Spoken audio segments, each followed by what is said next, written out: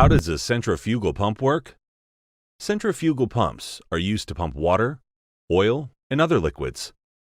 Let's try to understand why these pumps are designed to carry out the task of transporting liquids successfully. The main elements of a centrifugal pump are the casing and the impeller, which drives the liquid. The impeller is mounted on a shaft. The shaft can rotate on bearings. The power is transmitted from the motor, most often an electric motor, to the shaft. The impeller of the pump rotates, together with the shaft.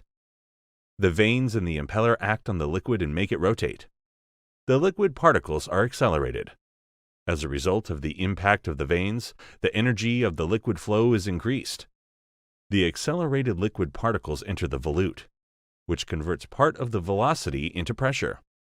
The diameter of the passage section of the voltage in the discharge nozzle gradually increases.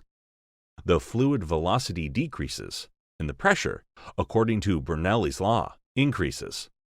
Three main types of impellers are used in centrifugal pumps: closed with back and front discs, vanes and fairings. Semi-open with the vanes are free on the front side. Open with the vanes free on both sides.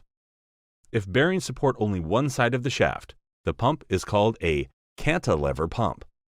It is a versatile design that is used in small and medium-sized pumps. A heavy impeller cannot be cantilevered. In this case, the shaft is mounted on bearings and the impeller is placed between them. This construction scheme is well suited for double suction impellers where the vanes are placed on both sides. A double suction impeller allows liquid to enter the impeller blades from both sides.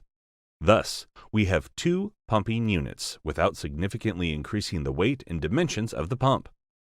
This scheme is relevant for pumps with high capacities because the pumping units are installed parallel. Multi-stage centrifugal pumps. By installing pumps in series, the head of the liquid can be increased in the system. Pumps installed in series can be combined by placing several impellers in the same casing. The liquid will go from the first impeller to the second one, from the second impeller to the third one, and so on.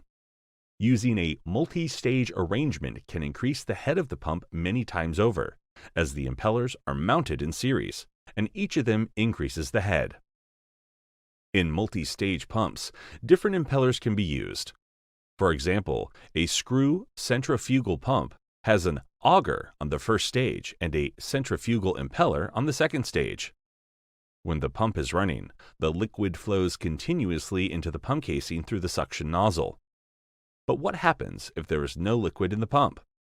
For example, when the pump is first switched on, the pump casing will be empty. For the liquid to fill the pump, the pressure in the pump casing has to be lower than the atmospheric pressure. Then, the atmospheric pressure will cause the liquid to fill the casing. To reduce the pressure in the pump, some of the air has to be pumped out of the casing. Is an ordinary centrifugal pump able to do this? The answer is no, because the particles move in the pump due to inertia, which depends on mass. The mass of air particles is much lower than that of water particles, so it is impossible to pump air at speeds that a centrifugal pump operates at. For this reason, centrifugal pumps must be primed before switching on, either through a special channel in the casing or through the discharge nozzle. If you are interested in rearranged pumps or other designs, let us know in the comments section, and we will try to make a video about them.